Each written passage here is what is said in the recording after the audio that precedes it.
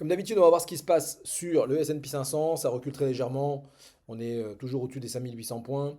C'est un petit peu poussif en ce moment, mais c'est normal. C'est des périodes comme ça ne monte jamais tout le temps en ligne droite.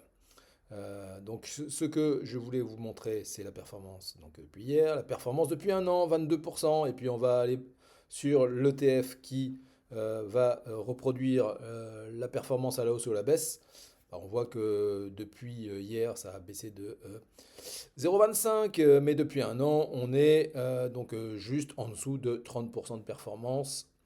Et oui, ce sont des performances que vous ne connaissez pas, que vous n'avez pas l'habitude de vivre, sauf si vous êtes déjà donc, des investisseurs avertis et que vous vous êtes formé sur des stratégies. Moi, je pratique et j'enseigne une seule stratégie qui fonctionne depuis 70 ans. Je vous remettrai tout ça dans les commentaires, dans la description. Mais ce n'est pas le sujet du jour. Avant d'aller attaquer le sujet du jour, et on va parler de SCPI, j'ai fait une vidéo hier qui cartonne, la vidéo sur comment investir 1 million, que ce million provienne de la revente de l'immobilier, de la revente de sa boîte ou d'un héritage. Eh bien, j'explique comment bien investir cet argent. Et ça cartonne. Et on va parler de SCPI aussi. On va voir comment se construire un patrimoine de 1 million d'euros en SCPI. Tout d'abord, comme d'habitude, on va aller faire un petit tour aussi sur la une des échos. Et là, on a envie de pleurer comme d'habitude, hein. Donc, notre magnifique Premier ministre charismatique a fait son discours de politique générale à 15 heures. Je ne sais pas du tout ce qu'il s'est dit, ça m'intéresse. C'est pas que ça m'intéresse pas, mais en tout cas, je perds pas mon temps à l'écouter comme ça en direct. Il y aura suffisamment de commentaires et de résumés pour que je sache grosso modo. De toute façon, je m'attends à rien. Rien de bien en tout cas. Ce qui m'interpelle un peu plus, c'est ce petit encart sur la gauche, démographie, l'inexorable chute des naissances en France.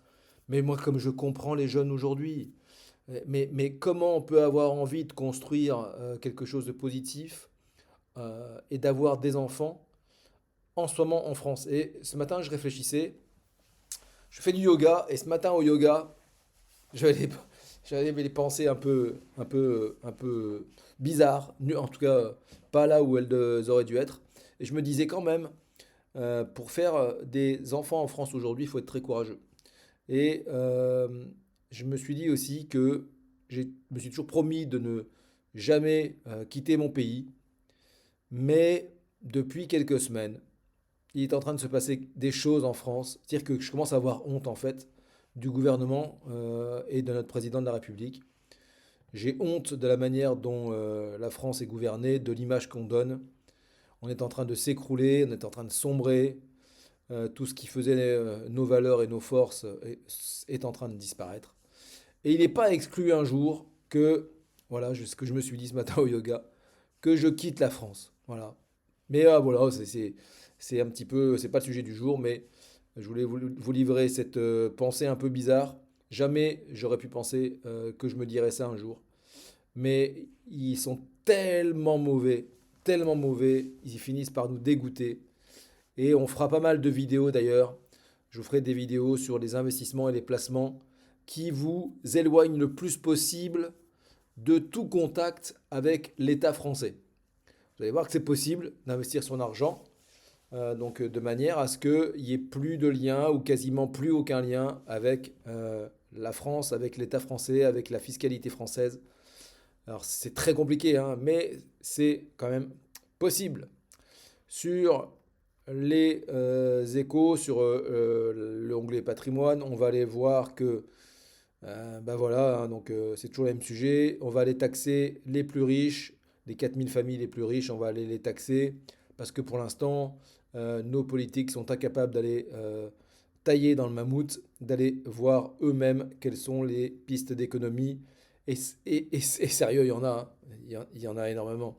On ne revient pas non plus sur l'histoire du fauteuil du président du Sénat, cet homme qui fait partie justement des personnalités qui finissent par me dégoûter de la politique. Et puis parmi les pistes, je vous disais, quand vous voulez vous totalement vous vous déconnectez de l'État, eh bien, il y a les crypto-monnaies.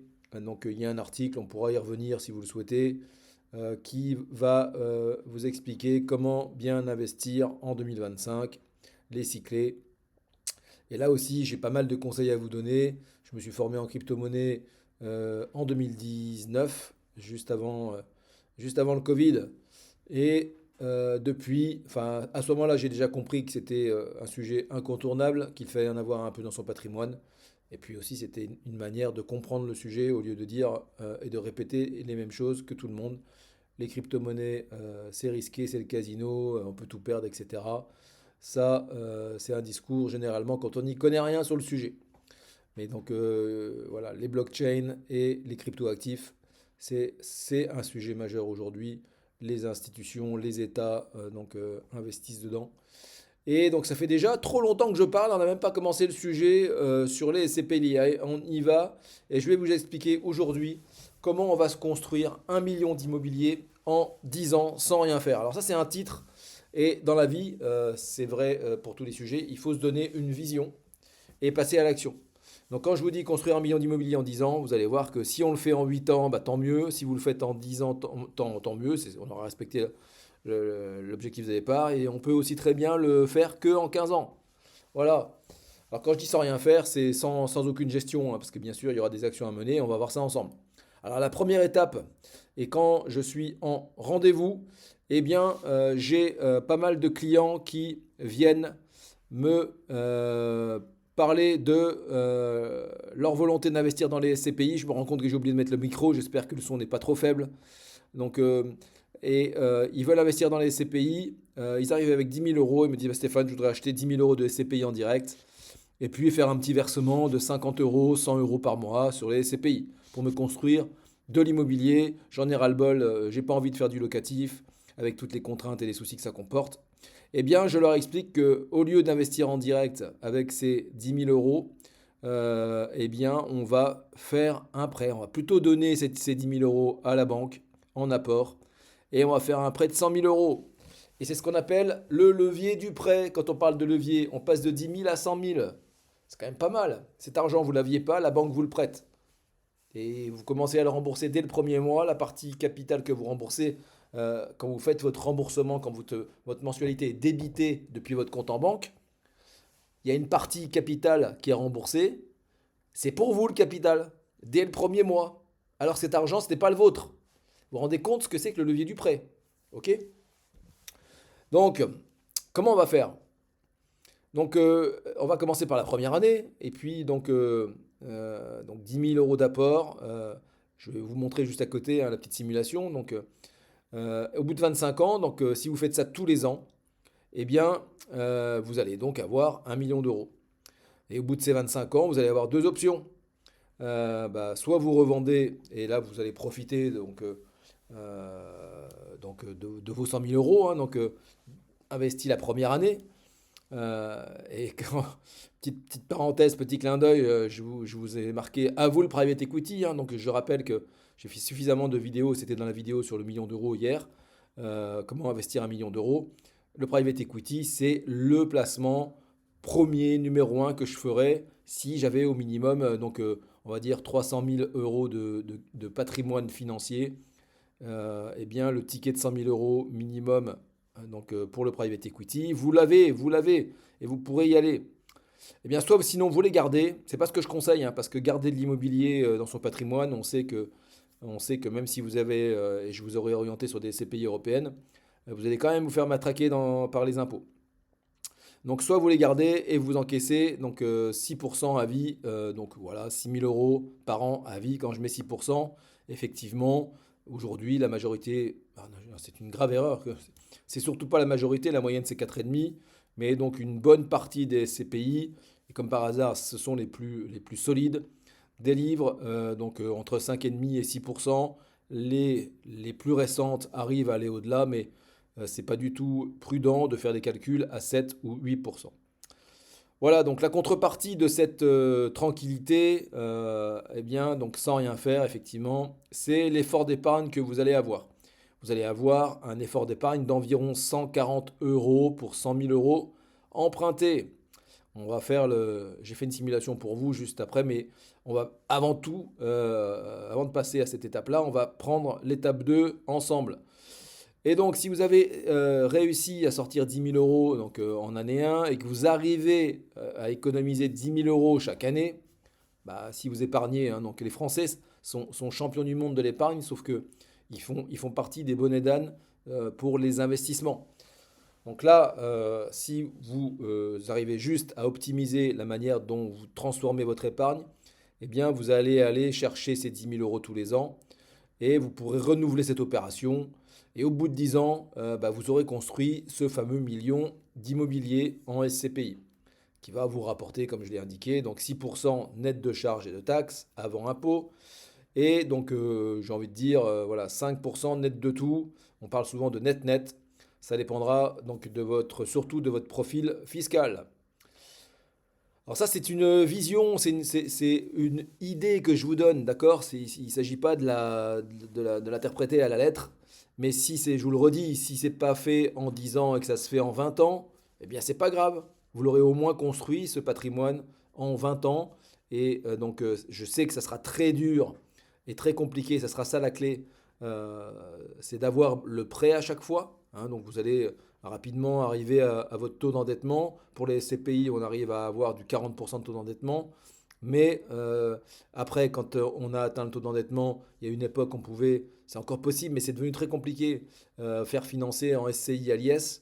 Donc de toute façon, quand on commence à avoir 1 million de patrimoine immobilier en SCPI, il faut absolument structurer ça en société civile, d'accord? Parce que sinon, comme je le disais tout à l'heure, vous allez vous faire matraquer par la fiscalité.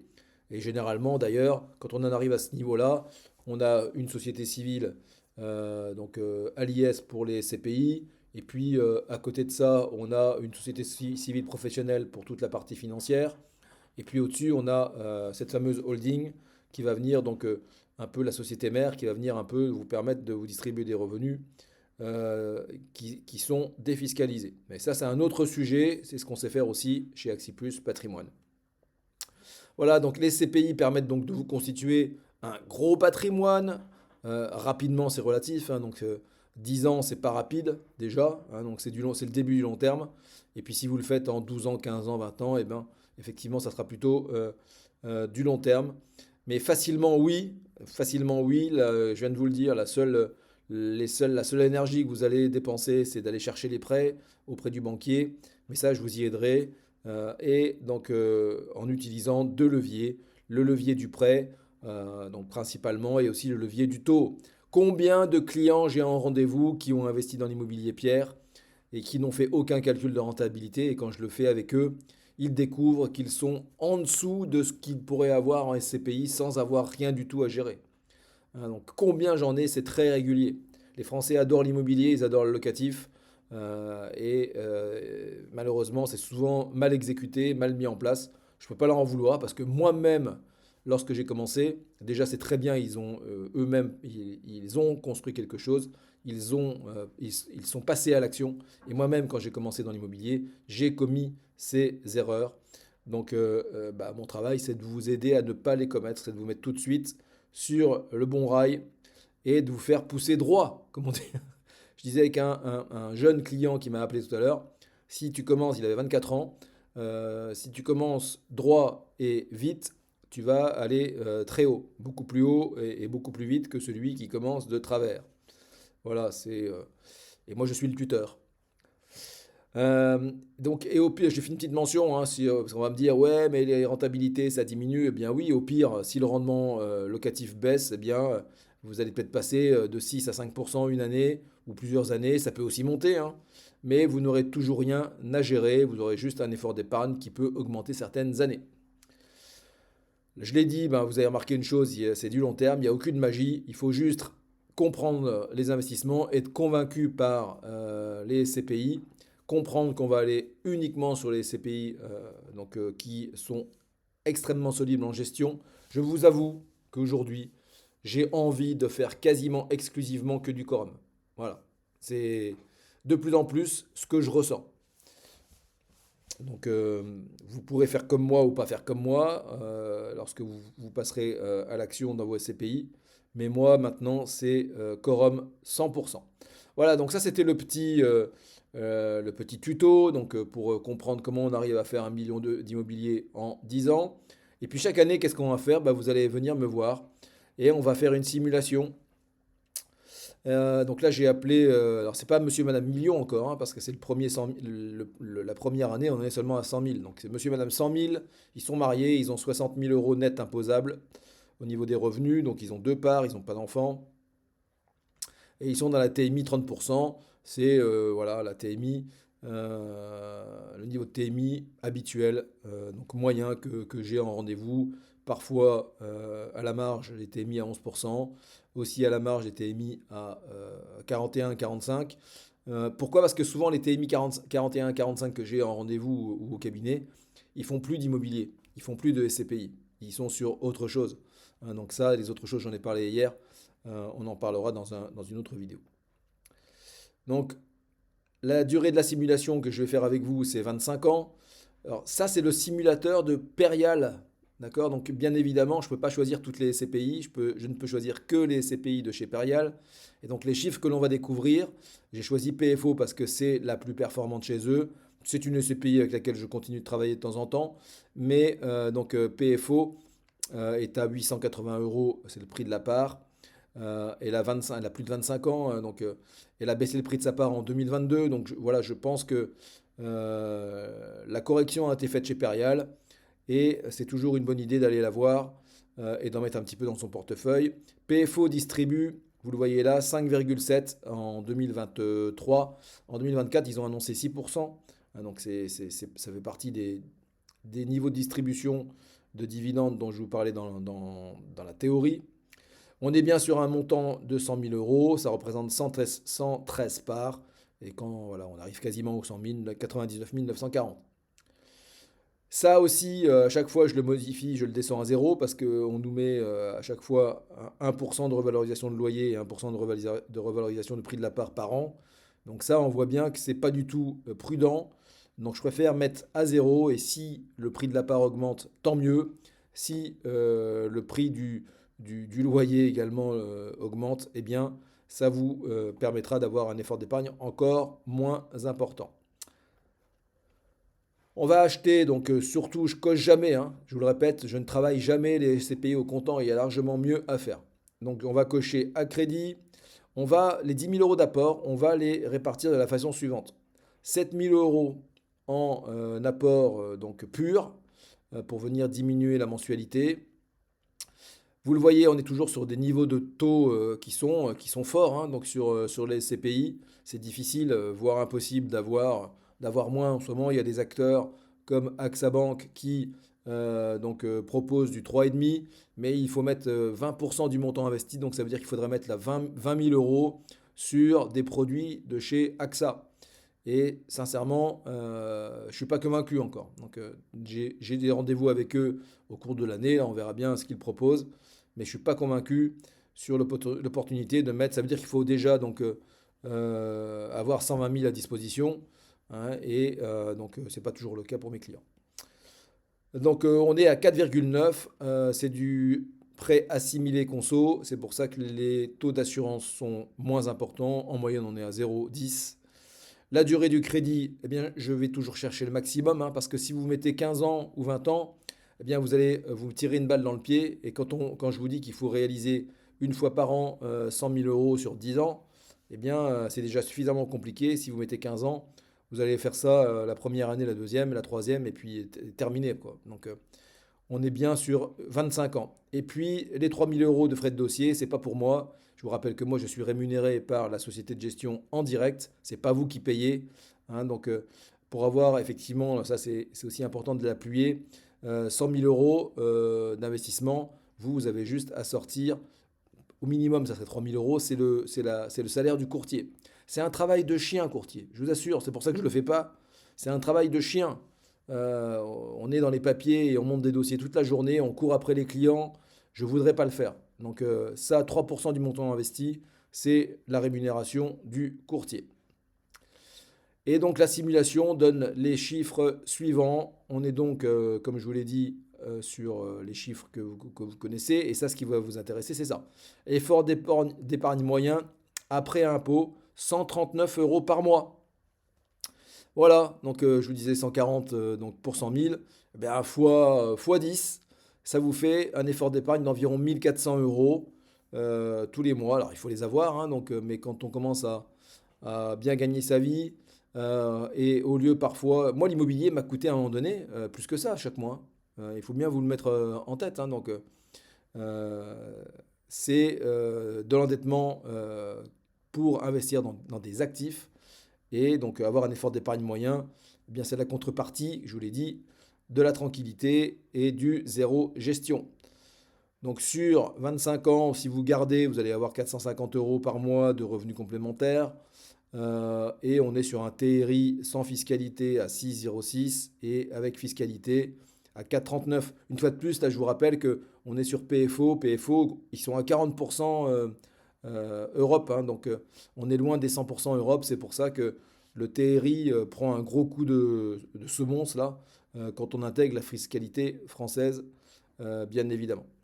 Voilà, donc j'espère que cette vidéo vous a inspiré.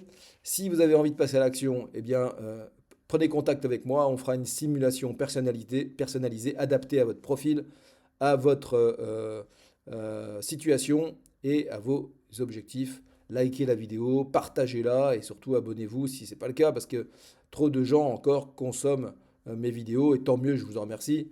J'ai tous les jours quasiment des gens qui me contactent pour me dire merci beaucoup, votre création de contenu, votre contenu m'inspire et ça me motive pour faire une vidéo tous les jours. Je vous dis à très bientôt.